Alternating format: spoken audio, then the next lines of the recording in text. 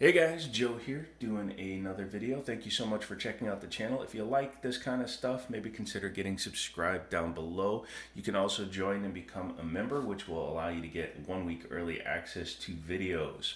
The videos that you're seeing this week were produced last week, and then you get the new set for next week this week. It's a little complicated, so if you just join, it'll all make sense. Also, consider using my Amazon affiliate links and going to Liberty Arms. Liberty Arms is the company that allows me to borrow things to make these videos. I have to sneeze.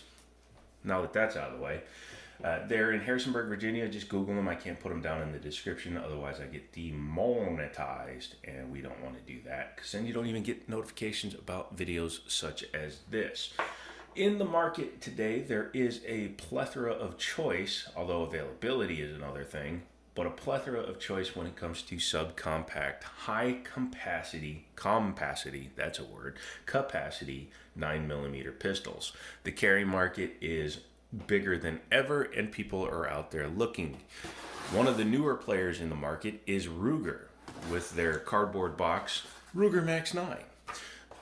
Taking a look at the box before we look at the firearm, you get some stickers, you get an Allen key and some screws. We'll talk about what that's for. You get a gun lock, and that's about it. Ruger still likes to do cardboard box. I approve. Put your money where your mouth is, or muzzle is. Sorry, I couldn't get that out without messing it up.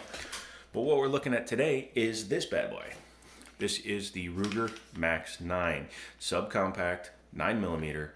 Polymer frame, steel slide, striker fired. It hits all the boxes for the today's market. It has nice soft edges on it. This has all the Ruger trademarks. It's got the forward canted slide serrations, both front and rear. You don't see that on every subcompact. Has a manual safety. You can think what you want about that. You don't have to use it. I have it on my 1911s. So I carry 1911s, so I'm used to a manual safety. And this one is very definitive, very clicky. I like that. Has a nice set of sights on it. Has a high-vis front sight, and it looks to be a night sight as well. The rear is just blacked out. Perfectly fine with that. And the reason you have the Allen key is because this is actually an optics-ready firearm. That's not impressive in today's age, but it is impressive at the price this gun is being sold for. It is in the 400s, which puts it below, much below, a SIG 365, a Springfield Hellcat RDS, and it puts it behind like a Glock 43 or even a 43X with an MOS. So for the money, Ruger has produced hopefully a very nice pistol. I don't know how it shoots yet, but everything I've seen says it shoots fine. Does have a trigger safety, so very much like Glocks and most striker fired. Unless you hold the middle of the trigger down, it doesn't go anywhere. We'll talk about the trigger pull in a minute. Standard Ruger panels, pretty easy to grip. It has a generous undercut here, so you can get your hand on it, even without the magazine in it. The flush fit is a little bit too flush for me. As you can see, I'm still swinging in the breeze. With the extendo, full grip. So it's probably the way I would prefer to go. I would sacrifice a little bit of printability to get the firm grip on the firearm. Let's talk about that trigger real quick. Again, trigger safety, so it's not going to do anything. But once you pull it, there's no real play. It just goes to the wall, especially when you rack it. Goes to a wall and stops. And then you just doink, pull the trigger, and it goes. Reset. You can hear it, but you don't really feel it. But as you can see, once you're at the wall, you're right there. So if you train with it for a while, you'll be able to figure out how to stop it right at the wall, and there you go. Now, I've said in previous videos that because of my nerve damage, I slap the trigger. I don't slap the trigger. I just full release with my finger still on the trigger. There's a difference. If you've ever had a problem with Glock shots, which is down and to the left if you're a righty, down to the right if you're a lefty, when you pull and just smack the trigger, you're actually pulling the gun because that's the way your hand works. It wants to turn when you do that. When I say I slap the trigger, I just mean I release all the way and go into the next shot. But I don't jerk my hand. So thought I should reiterate or at least clarify that. External extractor on this side, and it looks like your serial number is poking through here. When we take it apart, we'll see if it has a removable fire control group. I don't think so because I can see a pin right there, but we'll see when we get in there. This is the one place I'm going to ding this firearm. Disassembly requires tools, or at least a tool. And it could have been a whole lot easier if they had just done one thing. Now, if you look, here's the takedown area. I thought this was just a pin that you push down and then pull back. But no, you got to pull your slide back to your takedown area.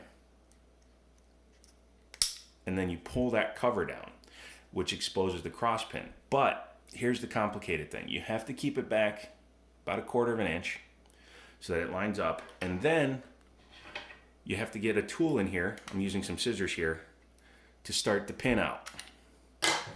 They should have made it so that you can grab the pin somehow. Even now I can't grab the pin. There, finally I could. And you can take it off. Now you are going to have to make sure you pull the trigger to disassemble it. That's just a standard striker fired thing. I'm just thinking they could have made it so that this was part of the extractor pin and just not extractor, but the slide pin, and you just pull this out. But for some reason they decided to make this a separate piece, thus making it harder to field maintain your firearm. Once you get that off, you can pop out your guide rod. It has 2 springs, 2 different size springs, different strengths. It is metal, so that's good. And then you have your short recoil locking tilting barrel. Looks very much like the one in the Ruger Security 9 compact. That's a computer company that's out of business. But yeah, it seems to be pretty nice. Taking a look inside the frame, no real finishing marks in there, so that's approval. You have your drop safety there. There's your striker there, striker plate there. There's your roll pin for your external extractor. For the money, it seems to be pretty nice work. That's the other thing you have to worry about is, do you get subpar work for a $400 carry piece? But it seems they've done pretty well there. Inside here, the insert is pinned in at the bottom here, so you can't just pull out the whole fire control group. But that's pretty easy to pull out if you need to repair or change something. Very simplified internals. And obviously you have your slide lock, slide release there. And full length rails, which I like. That aids the movement of the slide, helps it from wobbling around too much, which can make your hand move just enough to throw off your next shot. So overall, very decent. It's a extruded plastic of some sort. It's usually a fiber reinforced plastic, but it seems to be pretty stout. Doesn't squoze too easily. Yeah, not bad. Let's go ahead and reassemble it. To do that, just take your barrel, put it in upside down, take your guide rod, put that in. It's already under a lot of tension, so it doesn't need to be pushed in too much more to get it to line up flat like that. Take your frame and your slide, pair them up, slide them back, and then you're going to have to come back so that the hole is lined up like that. At this point, this part should be easy because it looks like it's just a standard pin that goes straight across. Start it in, push it in. I'm going to use a roll pin punch. Push it in the rest of the way. Slide up your cover and rack your slide. One thing I appreciate is it does not have a magazine disconnect.